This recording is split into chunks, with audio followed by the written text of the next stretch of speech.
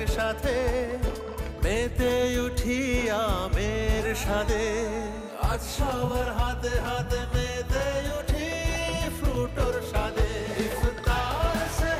ইফতার থেকে সেহেরিতে কোটি কোটি প্রাণ আজ আস্থার ভালোবাসায় মেতেছে ফ্রুটোময় স্বাদে।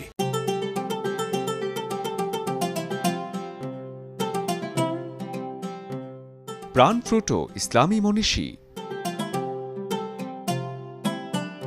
ইবনে ফাদলান। ইবনে ফাদলান একজন আব্বাসীয় কূটনীতিক ও পর্যটক ছিলেন। তিনি বাগদাদ থেকে ভলগা বুলগেরিয়ায় একটি রাষ্ট্রদূতীয় মিশনের অংশ হিসেবে ভ্রমণ করেন। তার ভ্রমণ কাহিনী রিসালা ইবনে ফাদলান নামে পরিচিত, যেখানে তিনি উত্তর ইউরোপের বিভিন্ন সমাজ ও সংস্কৃতির বিবরণ দিয়েছেন। তার লেখনীতে বিশেষভাবে উল্লেখযোগ্য হচ্ছে ভলগা বুলগেরিয়ার মানুষের সম্পর্কে বিশদ বিবরণ।